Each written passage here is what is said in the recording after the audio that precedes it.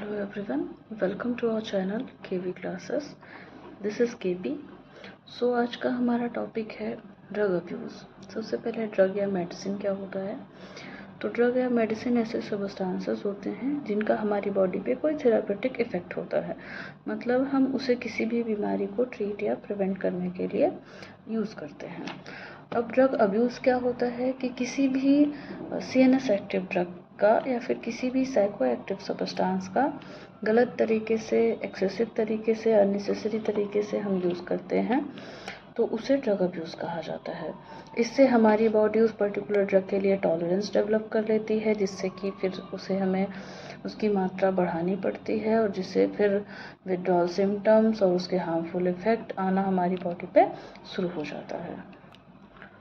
कुछ एग्जांपल्स हैं psycho active drugs की जो कि अब्यूज़ करी जाती हैं, जैसे अल्कोहल हो गया, marijuana हो गया, कैनाबिस हो गया।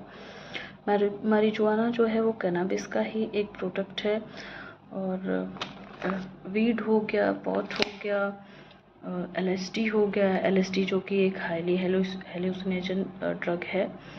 और आपके जितने भी जो है CNS एक्टिव सब्सटेंसेस हैं या CNS डिप्रेसेंट हैं, जैसे कि बार्बिट्यूरेट्स हो गया, उसके बाद कोकेन हो गया, मार्फिन हो गया, ओपियम हो गया, ये सारी जो मेडिसिन होती हैं वो एक NDPS ड्रग के अंदर आती हैं, और उनका अगर आप अननेसेसरी तरीके से यूज़ कर रहे हो किसी भी जो है नॉन फार्माकोलॉजिकल इफेक्ट के लिए, तो उसे ड्रग अब्यूज़ कहा जाता है।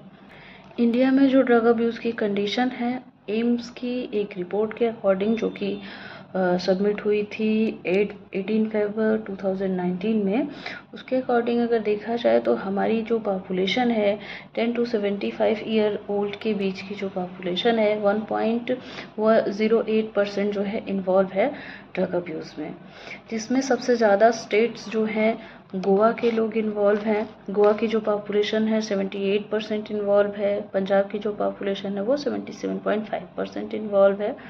बाकी के स्टेट्स जैसे सिक्किम, नागालैंड, मणिपुरम और मिजोरम भी ऐसे स्टेट्स हैं जो कि हाईली ड्रग अब्यूज्ड स्टेट जो है रिपोर्ट किए गए हैं अकॉर्डिंग टू एम्स 2018। जो हार्मफुल इफ़ेक्ट है किसी भी ड्रग अब्यूज़ का, सबसे पहले उस पर्टिकुलर पर्सन की हेल्थ को प्रभावित करता है। जो मेन ऑर्गन है जो ज़्यादा इफ़ेक्टेड होते हैं ड्रग अब्यूज़ से, लंग्स है, हार्ट है, किडनी है एंड लिवर है। उस पर्सन को कैंसर हो सकता है, स्ट्रोक हो सकता है, किसी भी टाइप की respiratory, cardiovascular, renal, hepatic diseases हो सकती हैं।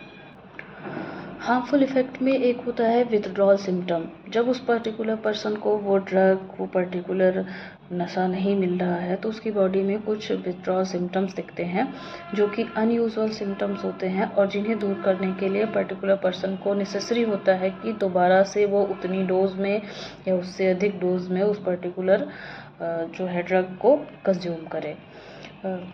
जो विड्रॉल सिम्टम्स हैं उसमें नौजिया हो सकता है, वोमिटिंग हो सकता है, डायरिया हो सकता है, स्लीप डिसऑर्डर हो सकता है, इंसोम्निया हो सकता है, इरेगुलर स्लीप हो सकता है, इरिटेबिलिटी हो सकती है पर्टिकुलर पर्सन को, इरिटेशन हो सकती है, मूड स्विंग्स हो सकते हैं, क्रैम्प्स हो सकता है, क्रेविंग्स हो सकती हैं, एंजाइटी हो सकता है, डिप्रेशन हो सकता है, एक्स एंड पेन हो सकता है, टायर्डनेस हो सकता है, फटीग हो सकता है।